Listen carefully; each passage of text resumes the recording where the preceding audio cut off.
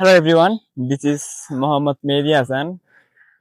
তো আমি আজকে আবারও আপনাদের মাঝে নতুন একটা ভিডিও নিয়ে হাজির হইলাম। তো আজকে আমি এই ভিডিওটা যে করব, এটা একটা শিক্ষণীয় ভিডিও বলতে পারেন বা সমাজ সেবামূলক ভিডিও বলতে পারেন। এই যে আমাদের বাসার ডিজিটাল মিটার, আমাদের বাসায় গত 3 দিন ধরে কোনো কারেন্ট নাই। আমি অবদায় বগুড়া সদরে অবদায় গিয়েছিলাম, যে কমপ্লেন জমা দিয়ে আসছি, তারপরেও কোনো লোক আসেনি বা আমাকে ফোনও দেয়নি যে মিটার ঠিক করে দিব। আমার ছোট ভাই বোনদের এক্সাম চলতেছে, আর এত গরমের মধ্যে কারেন্ট ছাড়া বাসায় আছি। অবদার লোক কোন সময় আসেনি, আসে একবার দেখেনি যে মিটার কি হয়েছে। আমি অনেকবার ফোন দিয়েছি বা ফোন ধরেনি, ওনারা নিজেদের ফোন নাম্বার দিতে চায় না। এই মিটারটা, এই ডিজিটাল মিটারটা, এটা আমাদের নিজেদের টাকায় কেনা মিটার। নিজেদের টাকায় কেনা মিটার, নিজেরাই ভ্যাট দিই, ডিমান্ড চার্জ দিই।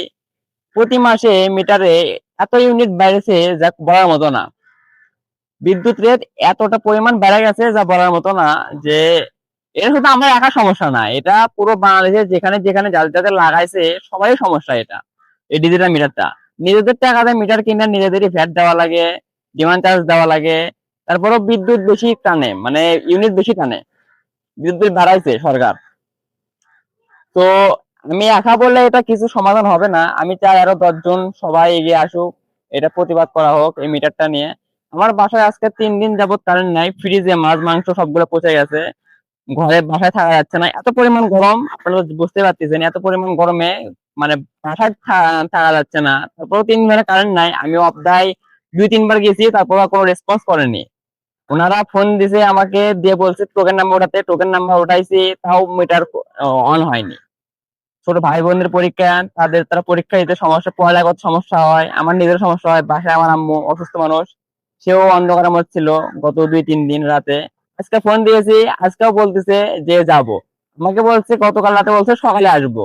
সকাল পার হয়ে দুপুর হয়েছে, এখনো তাদের কোনো খোঁজ খবর নাই।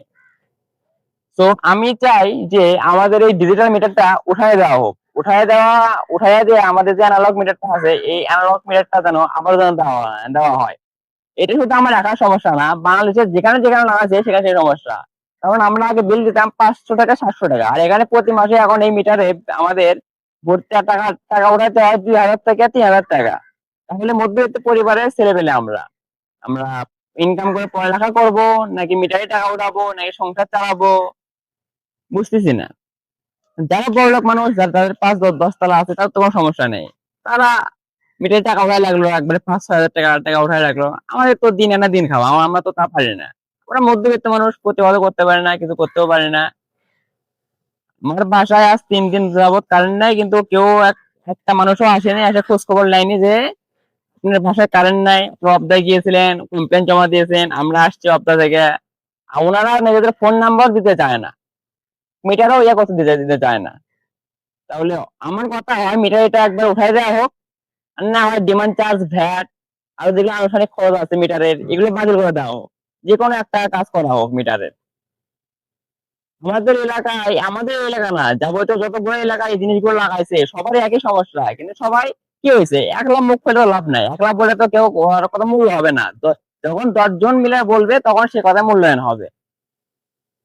তো আমি চাই এই ভিডিওটা বেশি বেশি শেয়ার করা হোক, এবং এই মিটারটা যেন প্রতিবাদ করা হয়, এই মিটারটা যেন উঠাই দেওয়া হয়, না হয় ডিমান্ড চার্জ যেন একবার কাটা দেওয়া হয়। আর বিদ্যুতের ইউনিটটা একটু যেন কমে দেওয়া হয়, মানে প্রতি বিদ্যুতে ইউনিট প্রতি যে খরচ, যেটা 15 টাকা বা 16 টাকা, সেটা যেন 9 টাকা করে দেওয়া হয়।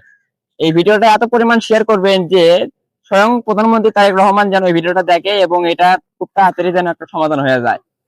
আর আজকে ওনারা আসতে চাইছে, এদিকে আজকে ওনারা আসে নাকি, আর যদি না আসে তাহলে আমি এই মিটারটা নিজে কালকে স্বয়ং খুলবো, খুলে নিয়ে আমি ওনাদের ওখানে যাবো, আজকে যাবো। যদি না আসে, এই মিটারটা নিয়ে যেয়ে ওনাদের সামনে মিটারটা ভাঙবো, যে আমাদের মিটারের দরকার নাই এটা, আমাদের তো ভরপুর টাকা নাই। ভিডিওটা যেন বেশি বেশি সবাই শেয়ার করবেন।